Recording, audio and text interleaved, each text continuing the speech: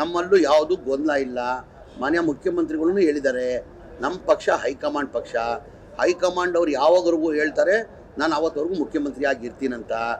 ನಾನು as A ಪಕ್ಷದ ಕಾರ್ಯಕರ್ತಾಗಿ ನಾನು ಹೇಳ್ತಾ ಇದ್ದೀನಿ, ಸಿದ್ದರಾಮಯ್ಯ ಅವರು 28ವರೆಗೂ ಅವರೇ ಮುಖ್ಯಮಂತ್ರಿಯಾಗಿ ಇರ್ತಾರೆ. ಆದರೆ ನಮ್ಮ ಪಕ್ಷ ಹೈಕಮಾಂಡ್ ಪಕ್ಷ ತೀರ್ಮಾನ ಮಾಡೋರು. ಸಿದ್ದರಾಮಯ್ಯನ ಮುಖ್ಯಮಂತ್ರಿ ಬದಲಾವಣೆ ಮಾಡೋಕ್ಕೆ ನನ್ನಿಂದ ನಿಮ್ಮಿಂದ ಸಾಧ್ಯ ಇಲ್ಲ. ಆ ಸಾಧ್ಯ ಒಬ್ಬರಿಂದನೇ ಸಾಧ್ಯ, ಹೈಕಮಾಂಡಿಂದ, ಮಲ್ಲಿಕಾರ್ಜುನ ಖರ್ಗೆಯಿಂದ, ರಾಹುಲ್ ಗಾಂಧಿಯಿಂದ, ಸೋನಿಯಾ ಗಾಂಧಿಯಿಂದ ಮಾತ್ರ ಸಾಧ್ಯ, ಬೇರೆ ಯಾರಿಂದನೂ ಸಾಧ್ಯ ಇಲ್ಲ. ಅದು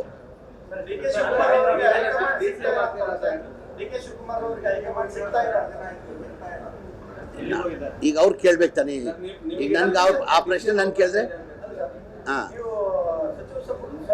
ಇಲ್ಲಲ್ಲ, ಈಗ DCM ಅಪಾಯಿಂಟ್ಮೆಂಟ್ ಕೇಳಿದ್ರು ಏನೋ ಗೊತ್ತಿಲ್ಲ ನನಗೆ. ಕೇಳಿದರೆ ಕೊಡ್ತಾರೆ. ಈಗ ಹೆಡ್ ಕ್ವಾರ್ಟರಲ್ಲಿ ಇರ್ಬೇಕು ತಾನೆ ಅವರು. ಈಗ ರಾಹುಲ್ ಗಾಂಧಿ ಅವರು ಟೂರಲ್ಲಿ ಇರ್ತಾರೆ, ಹೆಡ್ ಕ್ವಾರ್ಟರ್ ಖಂಡಿತ ಎಲ್ಲರಿಗೂ ಭೇಟಿ, ನಾವು ಹೋದ್ರೂ ಭೇಟಿ ಮಾಡೋಕ್ಕೆ ಕೊಡ್ತಾರೆ, ಎಲ್ಲರಿಗೂ ಭೇಟಿ ಮಾಡೋಕ್ಕೆ ಕೊಡ್ತಾರೆ. ಇಷ್ಟೇ ನಾನು ಹೇಳ್ದು, ನಮ್ಮ ಪಕ್ಷ ಹೈಕಮಾಂಡ್ ಪಕ್ಷ. ಒಟ್ಟಲ್ಲಿ ನನ್ನ ಅಭಿಪ್ರಾಯ ನಾನು ಹೇಳ್ಬೋದು. ನನ್ನ ಅಭಿಪ್ರಾಯ ಇಷ್ಟೇ, 2028ವರೆಗೂ ಮನೆಯ ಸಿದ್ದರಾಮಯ್ಯ ಅವರು ಮುಖ್ಯಮಂತ್ರಿಯಾಗಿ ಮುಂದುವರಿತಾರೆ. ನಮ್ಮ ಪಕ್ಷ ಹೈಕಮಾಂಡ್ ಪಕ್ಷ. ಅವ್ರು ಗೆರೆ ಹಾಕಿದ್ದು ನಾವು ಯಾರೂ ಗೆರೆದಾಟಲ್ಲ. ಅದಕ್ಕಿಂತ ಮುಂಚೆ ಭಾಳ ಸತಿ ಹೇಳಿದ್ವಿ, ತೀರ್ಮಾನ ಮುಖ್ಯಮಂತ್ರಿ ಬದಲಾವಣೆ ಮಾಡಬೇಕಾದ್ರೆ ಯಾರು ಮಾಡಬೇಕಾಗಿರೋದು? ಹೈಕಮಾಂಡ್ ಮಾಡಬೇಕಾಗಿರೋದು. ಮನೆ ಮಲ್ಲಿಕಾರ್ಜುನ ಖರ್ಗೆ ಅವರು, ರಾಹುಲ್ ಗಾಂಧಿ ಅವರು, ಮನೆಯ ಸೋನಿಯಾ ಗಾಂಧಿ ಅವ್ರು ಮಾಡಬೇಕಾಗಿರೋದು.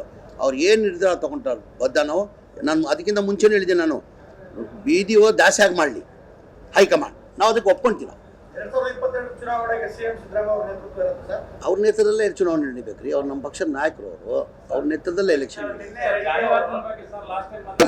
ಈಗ ಜನಾರ್ದನ್ ರೆಡ್ಡಿ ಅವರು ಯಾವ್ದು ಮಾತನ್ನ ನಂಬಬೇಕಾಗ್ತದೆ?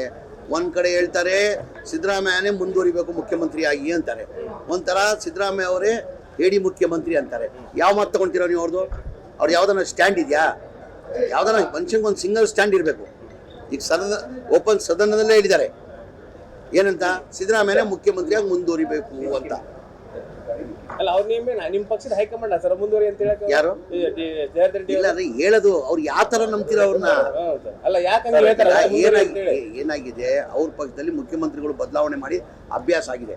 ನಾವು ನೋಡಿರೋದು 2008ಇಂದ ಹಿಡ್ಕೊಂಡು 2013 3 ಜನ ಮುಖ್ಯಮಂತ್ರಿಗಳು ಬದಲಾವಣೆ ಆದರು. ತಿರ್ಗಾ 2019 ಹಿಡ್ಕೊಂಡು 23 4 ವರ್ಷದಲ್ಲಿ 2 ಜನ ಮುಖ್ಯಮಂತ್ರಿ ಬದಲಾವಣೆ. ಆ ಪದ್ಧತಿ BJPಲಿ ಇರೋದು, ಕಾಂಗ್ರೆಸ್ ಆ ಪದ್ಧತಿ ಇಲ್ಲ. ಸಂತೋಷ್ ಲಾಡ್ ಅವ್ರ ಬಗ್ಗೆ ತುಚ್ಛವಾಗಿ ಮಾತಾಡ್ತಾರೆ. ಅವರು ಹುಚ್ಚ ಅಂತ ಹೇಳಿ ಈಗ ಹೇಳ್ತಾರಲ್ಲ, ಅವರು ಒಂಥರ ಡೆಸ್ಪರೇಟ್ ಆಗಿದ್ದಾರೆ. ಏನಾಗಿದೆ, ಅವರು ಜಿಲ್ಲೆಯಲ್ಲಿ ಒಂಥರ ನೋಡಿರ್ಬೋದು, ದರ್ಬಾರ್ ಮಾಡಿದ್ರೆ ತಾವೆಲ್ಲ ನೋಡಿರ್ಬೋದು, ಆ ವರ್ಚಸ್ಸನ್ನ ಕಳ್ಕೊಂಡಿದ್ದಾರೆ. ಜನ ತಿರಸ್ಕಾರ ಮಾಡಿದ್ದಾರೆ ಅವ್ರನ್ನ. ತಿರಸ್ಕಾರ ಮಾಡಿ ಇಲ್ಲಾಂದ್ರೆ ಸಿದ್ದರಾಮಯ್ಯ ಒಂದು ಹೇಳ್ತೀನಿ ನಿಮ್ಗೆ ಕೇಳಿ, MP ಚುನಾವಣೆ MLA ಚುನಾವಣೆಯಲ್ಲಿ ನಾಗೇಂದ್ರ ಗೆದ್ದಿದ್ದು 30,000 ಹಂತದಲ್ಲಿ ಗೆದ್ದಿದ್ರು. ಪಾರ್ಲಿಮೆಂಟ್ ಚುನಾವಣೆ ಬಂತು. ಪಾರ್ಲಿಮೆಂಟ್ ಚುನಾವಣೆ ಒಂದು ಸಿಂಪತಿ ಇರ್ತದೆ, ಯಾರನ್ನ ಇರಲಿ, ನೀವಿರಲಿ ನಾನಿರಲಿ, ಲೋಕಲ್ ಆಗಿ MLA ಅಲ್ಲಿ ನಿಂತ್ಕೊಂಡ್ರೆ ಆ ಕ್ಷೇತ್ರದಲ್ಲಿ ಆ ಒಂದು ಸಿಂಪತಿ ಇರ್ತದೆ. ಏನಂತ, ಇಲ್ಲಪ್ಪ MLA ಎಲೆಕ್ಷನ್ನಲ್ಲಿ ನಾವು ನಾಗೇಂದ್ರನ ಗೆಲ್ಸ್ಕೊಂಡಿದ್ದೀವಿ, ಅವ್ರು ನಾಗೇಂದ್ರ ಇಲ್ಲ, ಶ್ರೀರಾಮುಲು ಅವ್ರು ನಿಂತಿದ್ದಾರೆ, ಅವ್ರನ್ನ MP ಆಗಿ ಓಟ್ ಕೊಡುವಂಥ ಒಂದು ನಿರ್ಧಾರಕ್ಕೆ ಬರ್ತಾರೆ ಜನ. MP ದಲ್ಲಿ 10,000 ಇನ್ನೂ ಜಾಸ್ತಿ ಲೀಡ್ ಬಂತು. ಎಲ್ಲಿದೆ ಅವ್ರ ವರ್ಚಸ್? ಹೋಯ್ತು, ಆ ಕಾಲದಲ್ಲೇ ಹೋಯ್ತು. ಒಳ್ಳೆ ಕೆಲಸ ಮಾಡಿದ್ರೆ ಮಾತ್ರ ಜನ ಒಪ್ಪೋದು. ಜನಾರ್ದನ್ ರೆಡ್ಡಿ ಅವರಿಗೆ ಏನ್ ಹೇಳ್ತಾರೆ ಸರ್, ಒಬ್ಬ ಜವಾಬ್ದಾರಿಯುತ ಮಾಜಿ ಸಚಿವರ ಈ ಜವಾಬ್ದಾರಿ ಬಗ್ಗೆ ಹೇಳೋದಂದ್ರೆ ಇಲ್ಲ, ಅವ್ರಿಗೆ ಜವಾಬ್ದಾರಿ ಅಂತಾನೆ ಇಲ್ಲ. ಅವ್ರು ಏನು ಕಾಲ ತಕ್ಕಂಗೆ ಮಾತಾಡ್ತಾರೆ. ಅವ್ರು ಕಾಲ ತಕ್ಕಂಗೆ ಅವ್ರು ಏನು ಮಾಡ್ತಾರೆ, ಒಂದು ಬಿಸ್ನೆಸ್ ಮ್ಯಾನ್, ಅವರು ರಾಜಕಾರಣಿ ಅಲ್ಲ, ಅವರು ಬಿಸ್ನೆಸ್ ಮ್ಯಾನ್. ಅವರು ಕಾಲ ತಕ್ಕಂಗೆ ಹೇಳ್ತಾರೆ. ಶೇರ್ ಮಾರ್ಕೆಟ್ ಹೆಂಗಿರ್ತದೆ ಹಂಗೆ, ಈ ಶೇರ್ ಮಾರ್ಕೆಟ್ ಜಾಸ್ತಿ ಆದರೆ ಅಲ್ಲಿ ಹೋಗೋದು, ಈ ಶೇರ್ ಮಾರ್ಕೆಟ್ ಅದಕ್ಕೆ ಕಟ್ಟೋದು, ಈ ಶೇರ್ ಮಾರ್ಕೆಟ್ ವ್ಯಾಲ್ಯೂ ಜಾಸ್ತಿ ಆದರೆ ಅದಕ್ಕಂತ. ನಿರ್ಭೀತ, ನಿಷ್ಪಕ್ಷಪಾತ, ವಿಶ್ವಾಸಾರ್ಹ ಸುದ್ದಿಗಳಿಗೆ ಮತ್ತೊಂದು ಹೆಸರಾಗಿರುವಂತ News 18 ಕನ್ನಡ ಈಗ ಆಪ್ನಲ್ಲೂ ಲಭ್ಯವಿದೆ. ದಯವಿಟ್ಟು ಇಲ್ಲಿರುವಂತ QR ಕೋಡ್ ಸ್ಕ್ಯಾನ್ ಮಾಡಿಕೊಂಡು ಆಪ್ ಡೌನ್ಲೋಡ್ ಮಾಡೋದಕ್ಕೆ ಮರಿಬೇಡಿ.